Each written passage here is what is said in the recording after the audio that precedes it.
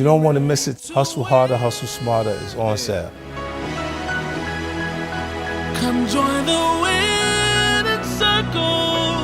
With the winners, baby. Put up your hands for me, baby. We'll put them up. And do it like we're supposed to. Yeah. Cause we're gonna win. Consider this. How you doing? I can't get him in here. How you doing, man? Good, man. No complaints, man. Good. Chilling. You know what I got? Huh? I got it right here. Oh, you got it. It's a joint. I finished it. So when you're ready, I got questions. But first of all, how you holding up during this time? You know, I see more and more hip hop people online. Everybody's out talking. Yeah, they're doing something because after a while, it's already been like a month and what, 4 weeks. Yeah. Yeah, they've been in the house, so now it's like they got to do something. So you got to talk to people. You got to do something just to keep your mind going. Yeah, and get out there. And then now you see them using the online stuff a lot more. Some of was really good and got involved quick, like D Nice. Yeah. He was like right away. He really impacted. After that, every DJ was like. Do you think a lot of DJs are just chasing D Nice? They'll let him own the space? Yeah. I mean, but because they all feel like they're good. They're all good, you know, in different ways. You know what I mean? Like, and they like after that it was like they had lights going on in the back, all kind of theatrics happening to make it feel better. Like a bottle service, bring a bottle, maybe. But there's really no comparison to being first. Like he was the first mover on that. Yeah, and it was his natural instincts to do that. Yeah. Because nobody, you know, following him doing that, and people was like, "What?" Like it was nothing else to do, so we went and chimed in just to watch it, see what's going on. And so many people was doing it at the same time, and it was like when everybody's in the state of shock, the thing like, look, I put my phone down. I have to be conscious and put it down, or I'll be sitting there looking at Instagram all day, like probably like 300-400 new people I done follow. I just look, if the picture look good, I'm like, follow. I do not care who the person is, what their status is, nothing. Nice booty, follow. Nice breast, follow. You find what you're interested in on there and you go, well, look, man, I got questions about the book. I'm also going to say shout out and hello to everyone because I see 50. I'm going to tell you straight up, there are thousands more people watching it live than I ever normally have. They're coming from your place. So hello, everyone. I'm Ari Melber. I work at MSNBC News, and I am a day one 50 Cent fan from How to Rob, Power of the Dollar, The Early. The real deal, y'all. I got the early copy of the book. I read it. And it's funny you mentioned Instagram 50 because that's one of the things I literally was going to ask you about in this book. So I'm going to read a little bit of the book. Is that all right?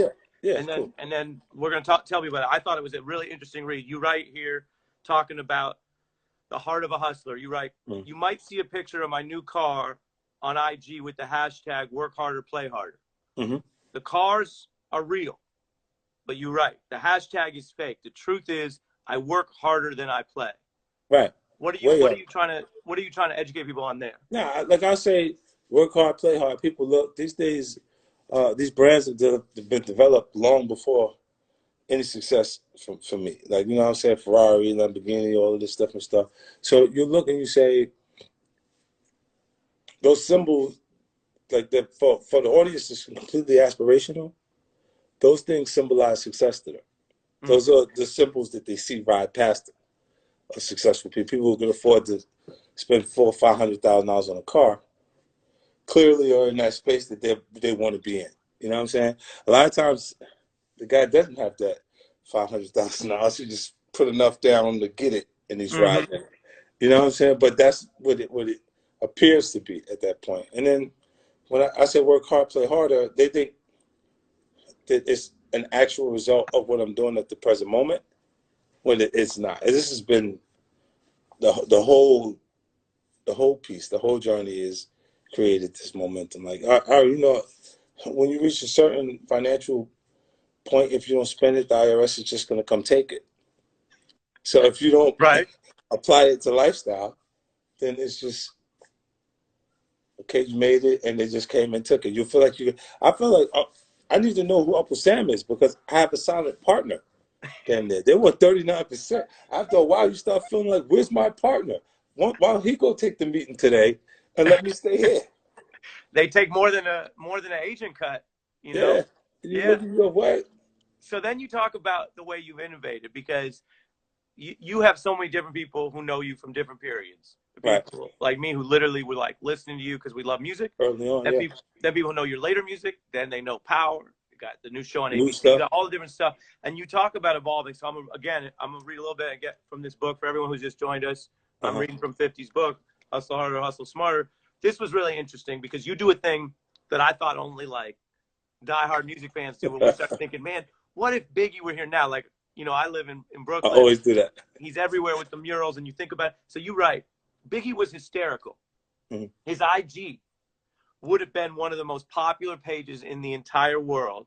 And then you write, I believe Pac would have eventually returned to his revolutionary roots. He would have had an impact on Pac. See how I did that? He would have had an impact on society way beyond music. Tell me what you're getting at there. Yeah, I think Tupac. I really think Tupac was an art student that took thugging as a thing. Because he was too advanced to be what you would get off the street. You see what I'm saying? Like the guy that just comes off the street, he's not going to have those things. Like he's not going to adapt to things. Not as smart as the things that he was already groomed for, already taught. Like when this guy wasn't writing music, he was writing poetry books. You know what I'm saying? Like, and it's like the only person I interacted with that I felt like was similar to him was Prodigy. You know what I mean? Like when Prodigy was on the Summer Dream screen and Jay was making fun of him and he had the dance, he was being made fun of for Twinkle being Toes, cultured. I got the picture. I seen him. Yeah, for being cultured. Mm-hmm. Because his mother on the dance studio, he was already a part of the arts. Yeah.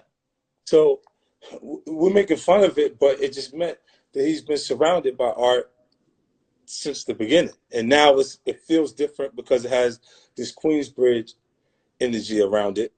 And we go, yo, look, ha, laugh at you. And it really, like, people looked at it like it was something that would discredited him. When I'm looking going, he's still HNIC, like the head nigga in charge on those actual projects. There was points that we could argue one of the best MCs in the culture at that point. Like it was like he was putting together so well, and now like, okay, you know, it's just other people. I don't think they look as far into it as I do. Like just because I try to create to be honest, Ari, like a firm understanding or my reasoning for why those things work. You know, because I think there's 4 qualities that make a star, right? And it's quality, material, performance, appearance, and personality. And if they lack in one of the areas, they got to pick up the slack in one of the others. They got to be that much better of a writer in the material if their presence is off. If they don't have personality, then don't even put them in an interview. Let the music speak for them. You know what I'm saying? Because it's not right. I did that with Chief Keef in the beginning. They thought Chief Keef was like slow. I was like, it's not slow. He just doesn't understand. He doesn't understand what's going on around him right now. This is exciting. There's too much going around. At the time, because he was a baby. Tonight I'm gonna release the song. His first song was "Shit I Don't Like."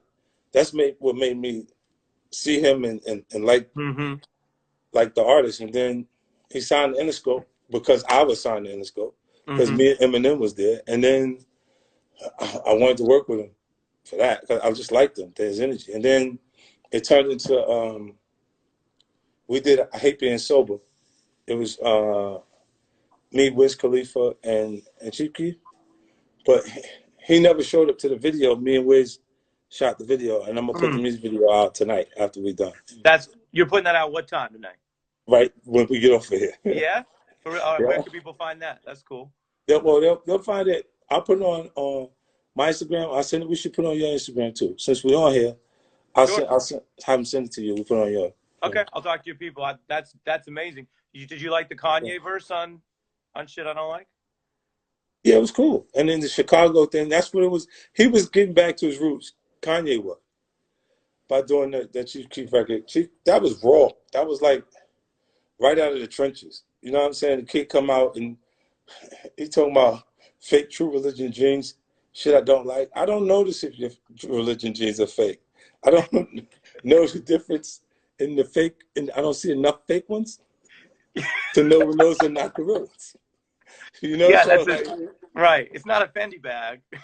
yeah, and big. He had Tupac. There was no punchlines.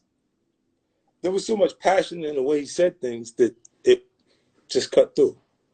It went Yeah, it's over. funny you say that. Like, so, and by the way, I'm gonna do a radio reset. Like, we're on the radio.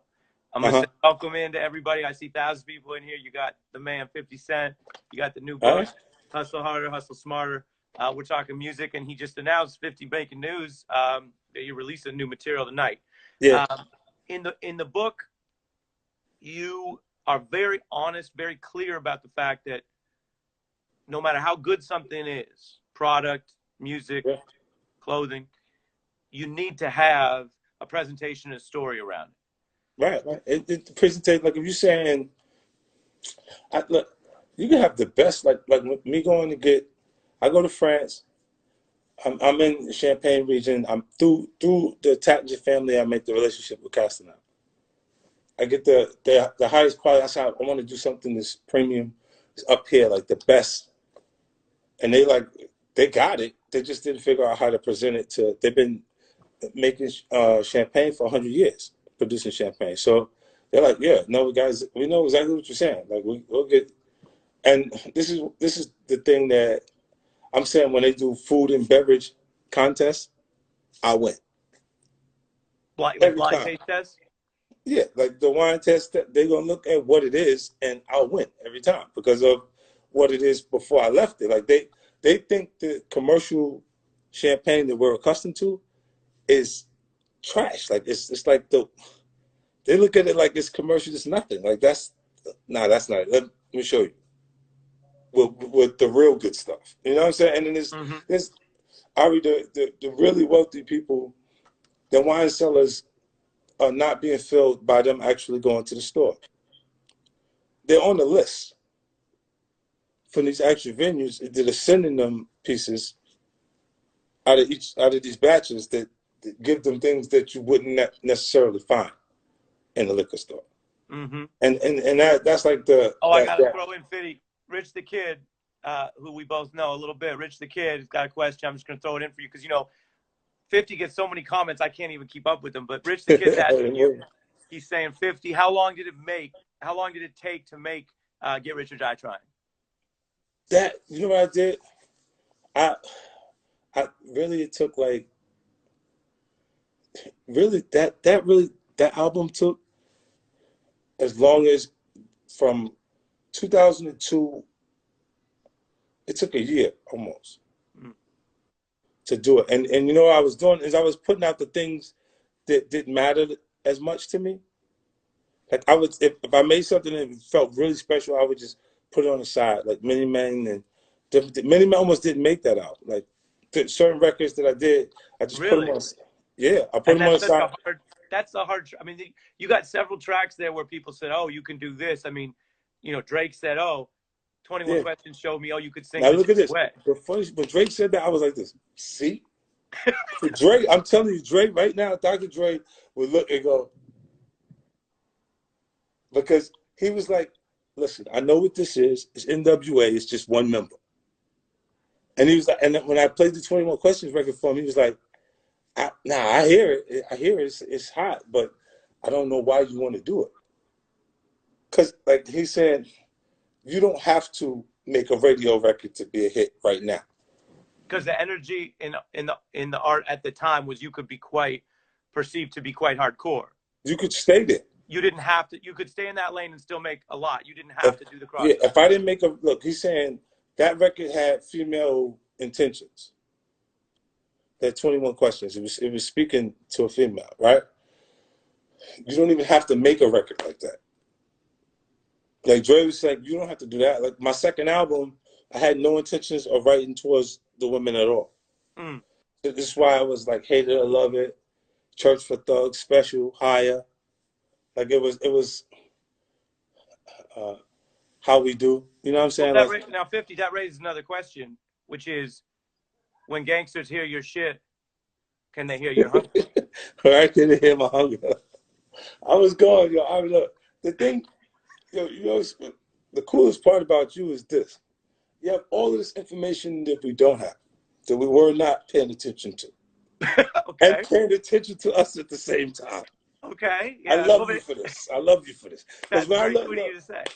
that's my favorite part of MSNBC. I watch, then I go, okay, it's my part. When you come. Right on. So look, the other thing, you talk about innovating, right? We're talking to you right now. People see you, big successful star, but you came out of adversity, poverty. You write about the home you came out of with substance abuse, and now you live a clean life, and you pivoted. You did what you had to do. And so right now, obviously, we got people watching here. You know, we got unemployment surging. We got people with more problems today than they had 3 months ago. And a lot of people, obviously, in America and around the world have problems to begin with. Right. So talk to us a little bit about that. Again, I'm going to read a little bit from the book, which is part of why we jumped on here, because I love this stuff. I love learning more about how you think and how you got to where you are. And you talk about, even though you were successful within music, you said basically you saw macro trends changing that were going to cut into the profits. Same way we just had macro pandemic change people's career prospects. Yeah. And you write, quote, and obviously you wrote this, I mean, everybody knows this, but you wrote this before the pandemic, but it's, I think people listening right now might think, okay, you write, instead of waiting for the inevitable axe to drop, I decided to beat Interscope to the punch. You set up a meeting with Jimmy Iovine, right? And you tell him, quote, you guys aren't in the music business anymore, really. I'll be better off independent. I'm going to go into movies and television. And Jimmy asks, oh, you want to do both? And you say, it would have been easy to feel, quote, resentful in the moment. Jimmy wasn't my boss. He was my partner, and we'd done well together. Now, I could have taken a moment to ask why, despite all that success, he hadn't always had my back. Why hadn't he done more to support me? But I was already focused on the future, a future that would find me becoming very involved successfully in film and TV. And you write that he pivoted as well. People know that with Dr. Dre. Yeah, the beast. Oh, look, Joe Budden with 3 laughing emojis. Shout out to Joe Budden. And let's get Joe Budden Fitz in here as well, if we can. But 50, walk us through that. You were successful, Jimmy's successful, and yet you both are pivoting because you couldn't beat necessarily super macro trends that were going to drain music business of profit.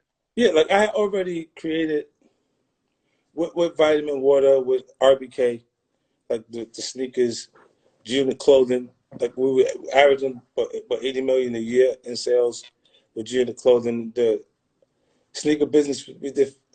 This was Paul Fineman's response to losing the bidding war for LeBron James. When LeBron gets 110, there's 80. The competitor that was bidding for it has 80 or 90 around.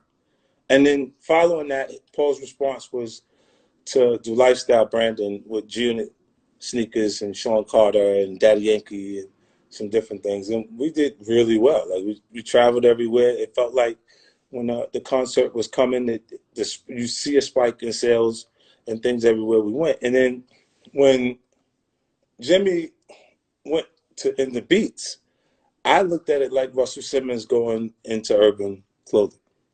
Following Russell Simmons going to urban clothing, you saw Rockaway, Sean John, you saw Apple Bottom, Nelly with Apple Bottom, Willie Esco, Nas, everybody had something that was in urban clothing because he showed us that it could actually be a big business away from big merchandise being sold. Like it can be an actual brand. And then from there, it was cool. Like I didn't look at SMS Audio like it was making me a direct competitor to the company I'm still signed to. Mm-hmm. You know, like when I was in the office talking to Jimmy at that point, I had delivered a record with me, Eminem, and Adam Levine. Okay. At that point, shout out Maroon 5. At that point, Adam Levine hadn't had a record that wasn't charting #1. Eminem hadn't had a record that was charting It wasn't charting #1, and I didn't have issues at radio at that point. The song, like, we got to the point, at that point, the radio department was telling me, you know, we're going to have to, like, they didn't know what to do or what to say to me because they couldn't say anything that would make sense to me, knowing that I know. Right. You know, so when I sit and I talk with him, it was really interesting because he felt like that in some ways I think betrayed by me. He was angry with me. You know what I'm saying? I've done things I wasn't supposed to do the whole way. You know what I mean? Not to Jimmy or not to Dre or to Eminem in any way. You know what I'm saying? But when we came in, it was a lot of street energy around us. You know what I'm saying? There was a lot of things going on. So it was like I had altercations with guys that you don't pick these guys. All right, the guys I had beef with, they got life in the penitentiary for cases, homicides connected to them, all kind of things connected to them, right? And I had problems with these guys. This is why my aura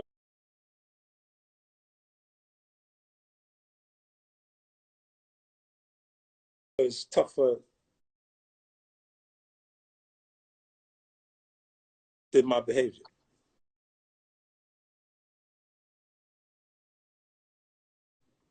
Because I've had issues with when people say they want a problem, I say no problem. Because I don't necessarily think I can resolve the issue. You know what I mean? Like, not through communicating, which I didn't communicate with you to create these films. You know what I mean? So it was interesting because Jimmy, I used the same energy and behaviors that he offered me prior to this. Like, because it was early on, he would talk to me and he'd say, you think I care about this kid? I know who wrote it because he had me write the music for Games out. I sat with him. He had me come out and he was like, yo, you played Games records because they had been in the studio record studio with Dre for a year already. So it's already like $1.5 million in budgets over there from recording and being in recording and flying producers in and out, creating stuff, doing things, right? And I listened to the record. I say, yo, he's a dope rapper. He's not a good songwriter yet. You're talking about the Game. Yeah. When you were putting on, well, and you know, you're very blunt in the book. You talk about certain artists, like you definitely address Lloyd Banks, Tony Yayo, some of the G-Unit crew. Yeah. You don't talk about the Game much. People watching probably who follow you. Yeah. This is not even in the book. This is not even in the book. I just want to explain to you why I said those things, because when like after the fact, Games blossomed into who he is now, and it's cool to watch. Like as soon as we actually. Like he reached out and we talked and stuff like that. I was like, nah, I don't care. There's no ill will involved, right? But there's in the Game now. Yeah, none. Because at the time it was like there was obviously arguments and public people remember, and then you also the theme is in the book too, where you in the book you demand that people achieve the level of maturity and judgment that you did fast and young. Yeah. But not everyone's capable of that. I mean, for one thing, Mark Hanton in there. Shout out to Mark Hanton. I know you work with him. Super producer. He's been producing everything. But 50, like, the question then is for someone reading the book who's trying to figure out how to apply lessons. It's like the Game was making at the time, as you put it, you know, some of the mistakes were business mistakes, like picking fights with certain DJs that you guys needed to work with. And it was like, why do that? Or you talk about other artists here that just didn't appreciate how you put them on. So one question I have for you, for people watching here, is how do you apply that? How do you apply finding maturity? I think that's the way, look, the way I was raised put that in me. Like, I don't forget what you do for me. If a person do something for me, I'm like, yo, that's, like, I kind of owe him. Regardlessly, I feel that way. Like, this is why you never hear me have anything negative to say about him. Eminem. Or Dre, because the opportunity wasn't there without them being there. Like, at that point, he was selling 22 million copies on Marshall Mathers LP. You know what people want to do when you're selling 22 million? Whatever you want to do. That's what the fuck they want to do. In the music business, you sell 22 million copies, and everybody wants to do what you want to do. Trust that. And that's how that came together that way. And you look, it went for me. Even Dre, I told Dre in the studio. I said, "Yo, Jimmy don't like me." He said, "Why you say that?" I said, "Because he said it to me." He said, "He said it." Jimmy Iovine said that to you? Yeah, he did. He did. Now look, he didn't like you, or he didn't like the risk factor of what might be around you? He just didn't like. He didn't. At that point, he didn't like me. He was feeling like I was a direct competitor and could be a problem for Beats. Because his new priority was Beats, and it was like, here's the perfect example. I'll show you right now. Look. Show and tell. Here's your recording budget. Now look. Here's your recording budget. Here's your recording budget if you put Beats in it. You see what I'm saying? So it's like, you could, here, give me that piece and tell them, here, put this, and you get this if you put Beats in it. This is why everyone had it. And then it shows you how anything that, look, cocaine, right? When it's cool enough for the bathroom and the hot party in Hollywood, anything that's cool enough for the celebrities is going to be cool enough for the masses. It's testing and proven. Cocaine was cooler there before it became acceptable and cool everywhere. And that's why it was a point where cocaine was marijuana. It was that cool. And then it was like, because it was an expensive drug, and a functional drug. It wasn't as addictive as it in its purest form as in crack. So people were functioning addicts and doing it. That was a whole different vibe. But it started, that product placement started in the bathroom at those hot parties in Hollywood.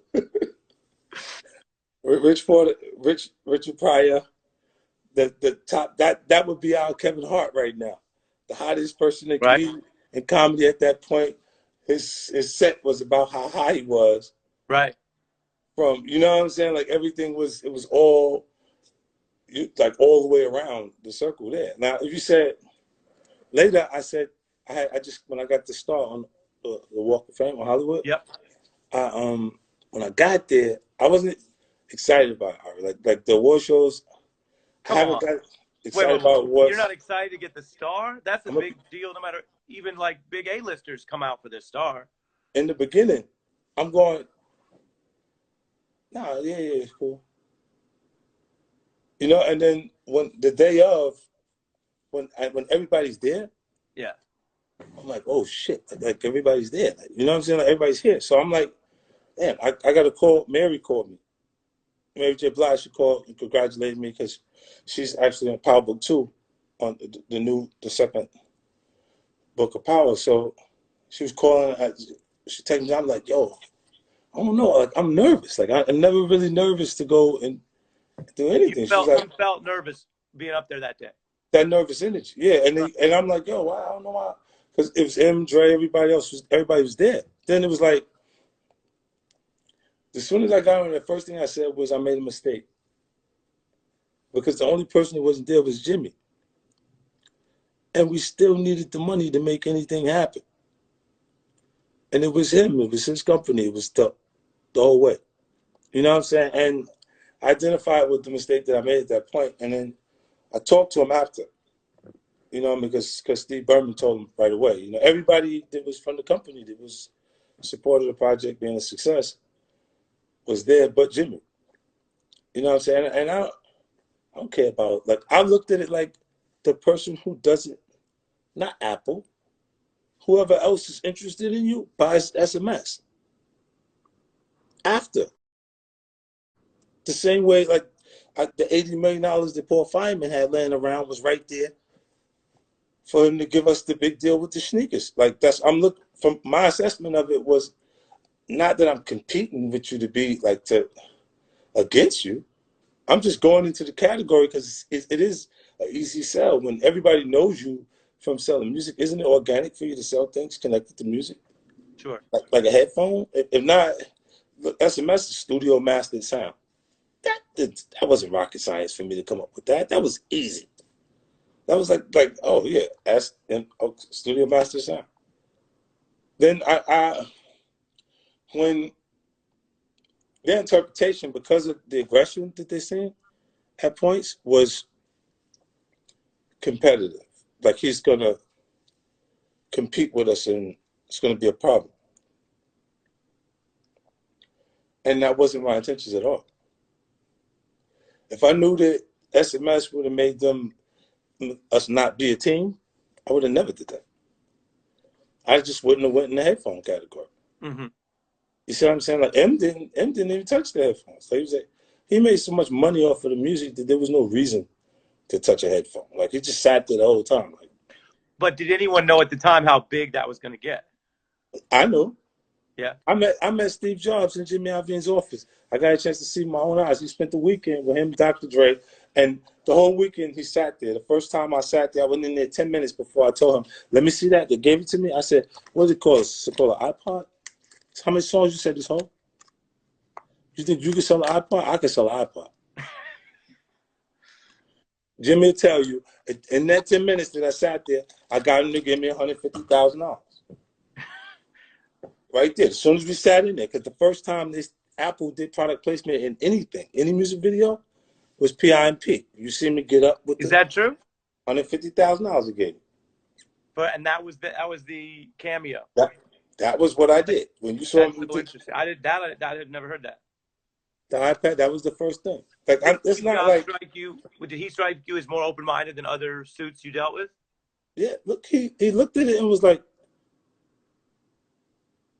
he looked at Jimmy. Jimmy said, "Believe it or not, the kid is golden. I don't care whatever he says right now. It's gonna go." And he just went with it. He just gave me $150,000. That's wild. And Dre was making a full transition then. Yeah, Dre never really had, like, you know, it was, Dre's a brand. He's the thing that was protected. Jimmy felt safe with Dre there because Dre could actually, he was like the magic that we had. Always, but like I'm saying, I would go collect and build my whole record. You see how Rich the Kid said how long it take for me to make that record? Mm-hmm. It's just make new music, don't make an album, make music. Right. Just keep making music, keep making music. And then you're going to find something that you like better than the other stuff. Like you'll put that to the side. Well, first of all, Rich has his new songs apply to you as well because he talks about the money gets stuck together. Yeah. And that could apply to 50. I'm going to read you another quote here that's relevant to all of this because, you know, the other thing is about you, people know, even people who don't follow all your music, people know about 50 Cent, that you're going to call it like you see it. You don't care about offending people. No. So you do that with some sacred cows here.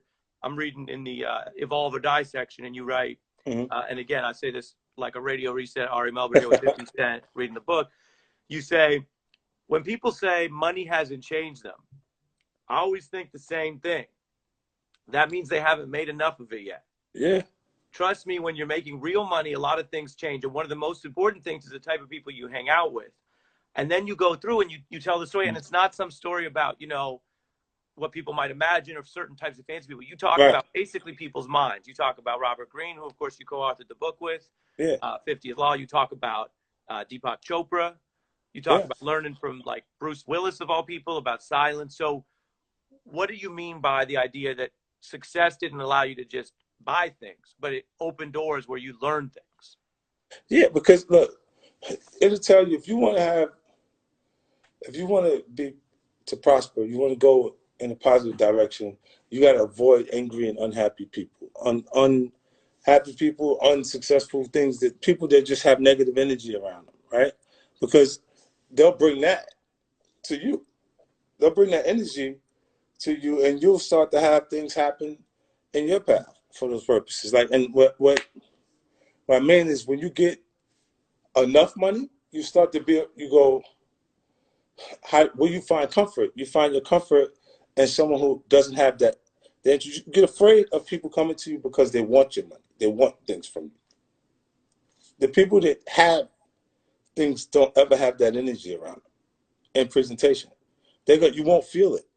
That's like when the women will get angry from, like, the hood, like in the hood, they'll see a guy that from the hood go with the girl, and she's the polar opposite of them. Might be middle America, might be a white woman, whatever it is. And the difference is that don't have that same that I want something from the situation energy, and it might be because they were raised with it. If not that, Ari, then they just have they would have the same needs, want the same things. They want stability, they want comfort in a different way, right? But a different approach at it, and you can't get that read. The thing that registers is negative. When you just got something that you know everyone around you wants, you start looking at people who might want that from you. Right. To avoid that. So the person that comes around that doesn't have that energy at all, it feels so safe. It feels like the most comfortable place. That's like when you're doing well, when you get around people I don't care what level you're on, there are people who have already surpassed that level and are in a different financial bracket and space. And what you've done was great. That was great for you to do that from where you come from and you be at that space. But it doesn't mean much over here because you're sitting around people who have accomplished a lot more. So whether it's in business or in the arts, it's music, wherever it is, it doesn't matter. It just means that they just don't have a reason to want anything from you. That's something that a lot of competitive spaces have in common, because when I first worked for a U.S. senator, in my head, I was like, that's major. I mean, they have power. They have a huge staff. Right. Senators have these 6-year terms. So that's a big role, obviously. And then you get there and you look around, and I would say a significant portion of them, like more than half, right, are unless they're totally old and over it, they're sitting there going, how can I get into the cabinet or become president? Mm-hmm. And these are, in the federal government system, these are the 100 most powerful legislators. Okay. And those top 100, we got 300 million people, got top 100, and they're all thinking about getting up one more notch. And it sounds naive because I was a kid starting that job, but I saw that, I was like, oh, so it's going to be like this, like everyone's always going to be like time. This. Yeah. Yeah, they're not going to, until it gets to that point where they feel like, I made it, I accomplished it, this is what I was after. And then they'll get there and be disappointed on some levels. Because you built up so much of what it's going to actually be when you get there. That's why I said in the book, I said there should be no number. There should be no amount. Or if you say you're a hustler, this means I hustle. This is what I do. I'm going to make it happen. I make things happen. I'm going to shout out another comment. This guy, Castro, wrote in the comment, Ari Melber owes 50 money. Yeah, but think about it. When you say, in the environment that I come out of, when you say you're a hustler, it means you're gonna make it happen. You're gonna get out there and do whatever you gotta do to make it happen. And being that, like knowing that there'll be peaks and valleys, you're gonna have setbacks at points. It's a part of the game. You know what I'm saying? When that happens, you bounce back from the setback, but no problem, because you're just like, oh, nah, you think, and you make the move and get back in the position. There's no guys that haven't had to go through that training camp, that haven't had to come from not having. The first low, they'll jump out of the building, man. Right. The market crash, they jumped off the building. The market went back up after they hit the floor. Right. You see what I'm saying? Like, they just couldn't take it. Mentally, how they felt at the moment, that's just a low point. It's going to go back up, bro. Just relax. Like, you gotta work your way through it. Like you said, the guy that didn't have anything, he works at the pizza shop. Why? I need income now. I know I'm not going to stay at the pizza shop, but if I have to deliver this pizza, I'll deliver this pizza. Mm-hmm. You know what I'm saying? And there's things, even in Jay-Z's work, he'll say, place me anywhere on God's green earth. A triple my word. A triple my word. And that's real hustler mentality. Like, that's the saying when you come out of from nothing, you're going to be like, what? Yeah. All right, relax. I'll make it happen, because no matter what. And that song you're talking about doubles back to what you were saying when artists moved into clothing. Because he also says, he says basically, say that Hove would have sold clothing, never in my lifetime, wasn't in my right mind. Yeah, talking yeah. about the expectations when he was a kid, what people would allow, and then what you all have allowed. So that's another thing I want to ask you about in the book when you talk about, you mentioned earlier, Prodigy, Pac, Biggie. Mm-hmm. How many people who were around roughly potentially your contemporaries Mm-hmm. who were black men coming out of this urban areas, cities, Right. had their lives cut short, and how often do you think where would they have been at if they'd just been allowed to live? Where would they be today? Hypothetically, like what you're just saying is like that I'm not even the best one. Like the best hustler where I'm from. Like I know guys, there was guys around me that had a gift. They could do things. You know what I'm saying? It's just when you have, they didn't make the decision to transition. They didn't have the same idea. The music, the different thing, and going to do that, those different things. They stayed doing what we were doing, and that had an end to it. Like there was no way around what was there for you. We knew that getting involved. They say the fast life, you dead in jail, right? Like these things are widely, for some reason, they think they're going to be Scarface and they're just going to turn around when the guy's walking up behind them with the shotgun. Just that part. Just change that part right there. And I'm going to do everything else better than everybody else that was there. The reason why power works is because that's happened over and over and over and over and over. Ari, it's the stories about a guy making it to the top of the drug trade, financially getting to a point where he feels like he made it, and looking around and feeling like there's nowhere left to go but down. There's no old folks home for drug dealers outside of the federal penitentiary. Mm-hmm. You see what I'm saying? So when he asks his wife, when you look at me, what do you see? And she says, the biggest motherfucking drug dealer. And he goes, perfect girl for the journey, wrong girl. Now, because it's limited and I won't ever be, he don't want to finish the run. He don't want to continue to do what he's been doing. He want to do something different and get away from just going to the federal penitentiary when they do finally show up. You know, and that has happened over and over. They'll invest in laundromats, the barbershop, the beauty salon.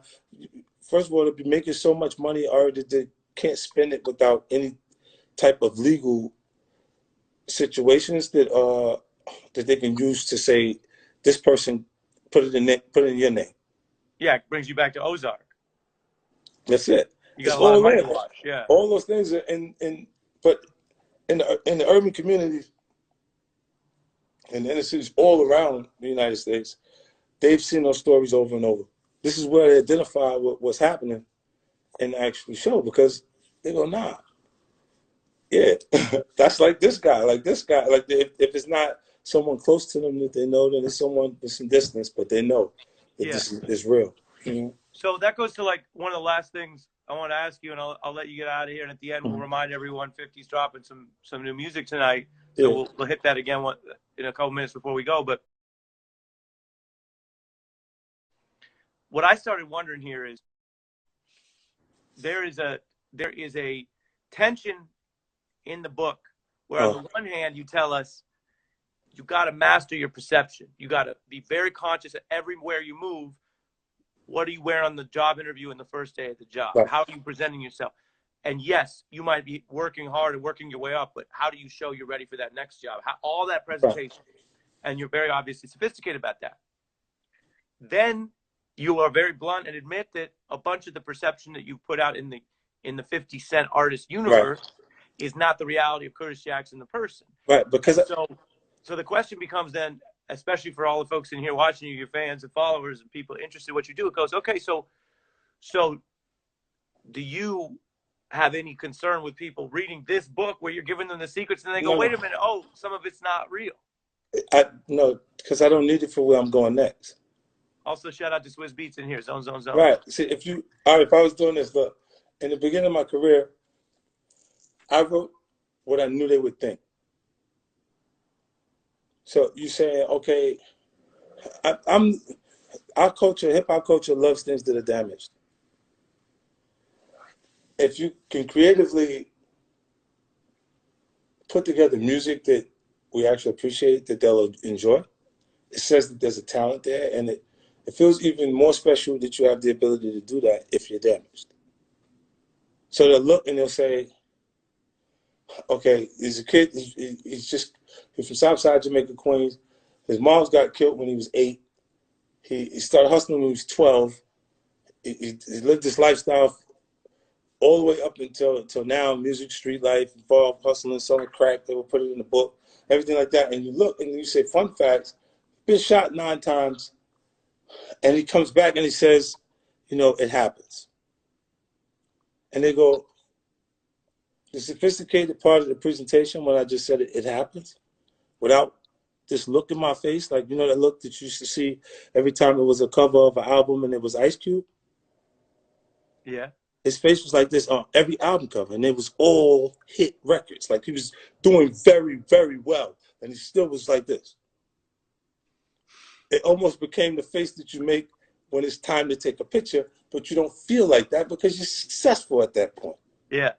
Right? And what I'm saying to you is that's a part of presentation that he held on to that energy, and he used it for his materials. It's who it becomes a part of the perception of him, not who he actually is. Because in the beginning, he might have felt like that and been that. What I said, I'm high all the time on the first album. Everybody else was high, all right?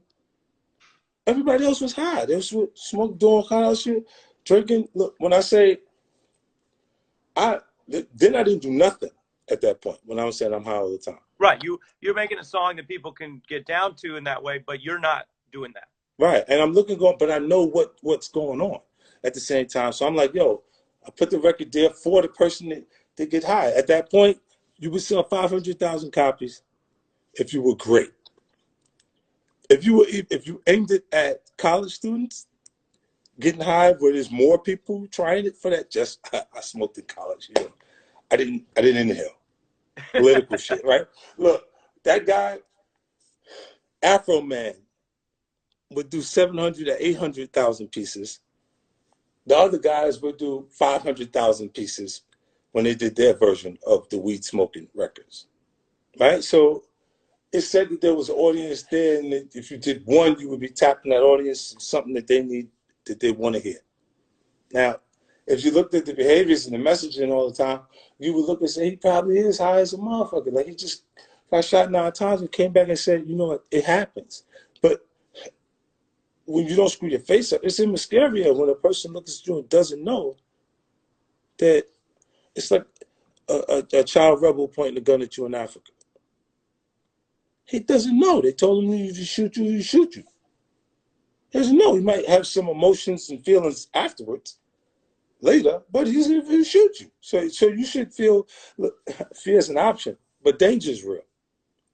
If they just put it in his hand and told him, leave it up to him, you know, that's a kid, so you should be afraid. Right. You know, and look, in concept, when you say, as far as the drinking, like, look, because I got a cognac beverage, I got a champagne company, and I said, yo, I drink this much.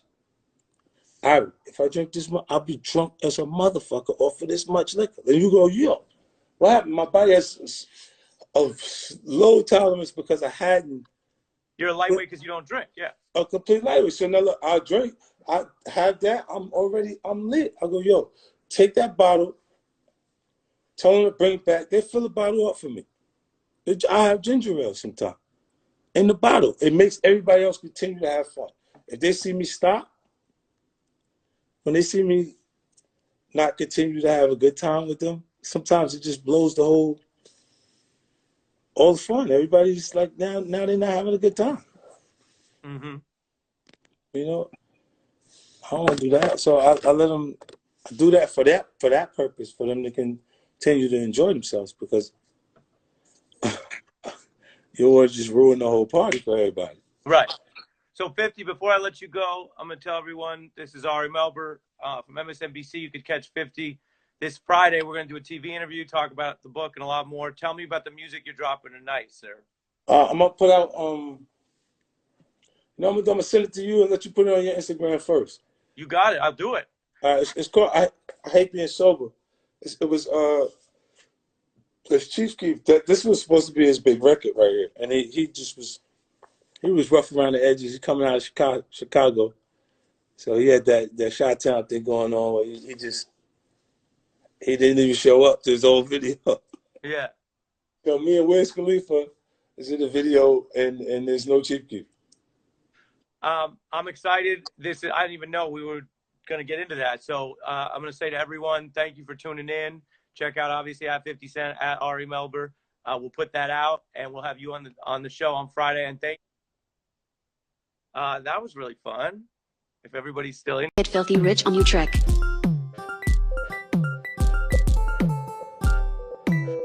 I'm going to get filthy rich on Utrecht.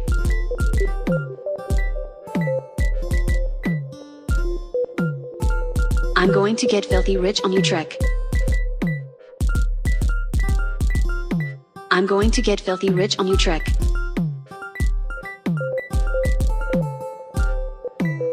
I'm going to get filthy rich on Utrecht.